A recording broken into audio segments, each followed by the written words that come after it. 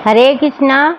आज मैं आपको जेठ कृष्ण पक्ष की अपरा एकादशी का परिचय और व्रत की कथा सुना रही हूँ। इस व्रत को कैसे करना चाहिए और करने से क्या फल मिलता है तो सुनिए।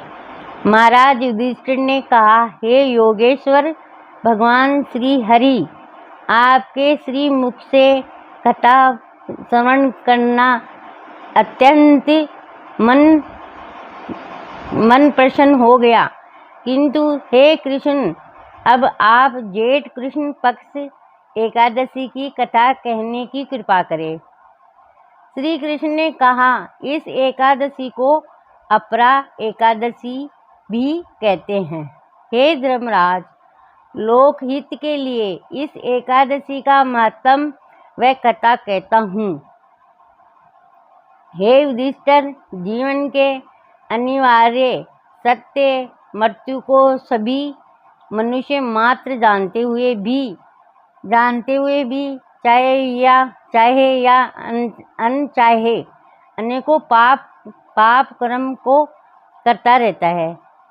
हत्या पर निद्रा पर स्त्री गमन, झूठ बोलना, चोरी करना, ठगी करना, कपट करना, आदरणियों का अनादर करना आदि अनेक पाप कर बैठता है। फिर कभी किसी सुक्रम फल से या सत्संग अन्याय से ही प्रयास प्राप्त हो जाने से इन बुरे कर्मों के फल से मुक्ति पाना चाहता है तो एकादशी व्रत को करके विष्णु भगवान का पूजन करने से उत्तम कोई उपाय नहीं है। इनमें अपरा एकादशी का व्रत अधिक श्रेष्ठ है। ये व्रत पाप रूपी कंटीले वृक्ष को काटने के लिए कुल्हाड़ी के समान है। इसकी कथा इस प्रकार है। महिध्वजन नाम एक धर्मात्मा राजा था। व्रजधाम नाम के उसके कुर अधीम भाई ने उसकी हत्या कर उसकी देही को पीपल के वृक्ष के नीचे गाड़ दिया। आघात से मरने के कारण मृत्यु के उपरांत वह राजा प्रेत आत्मा बन गया। वह पीपल के वृक्ष पर रहने लगा और आने जाने वालों को बहुत सताने लगा, बहुत कष्ट देने लगा, सताने लगा। एक दिन धौम्य नाम के एक ऋषि उधर से गुजर रहे थे। उन्होंने अपनी तपस्या के बल से राजा के प्रेत बनने व उत्पात करने का कारण जान लिया।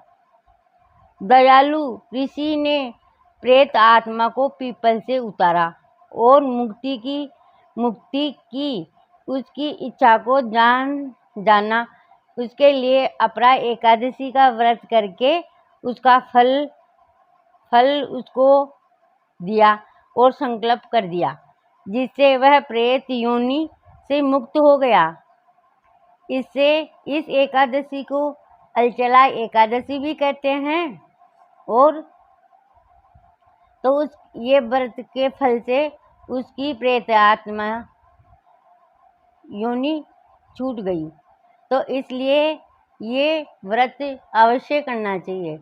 जो भी अनजाने में और जानने में अनजाने में जो भी अपने से जो भी कुछ पाप या अपराध हो जाता है, तो इस व्रत के प्रभाव से सब मुक्त हो जाते हैं। बोलिए हरे कृष्णा एकादशी माता की जय हो।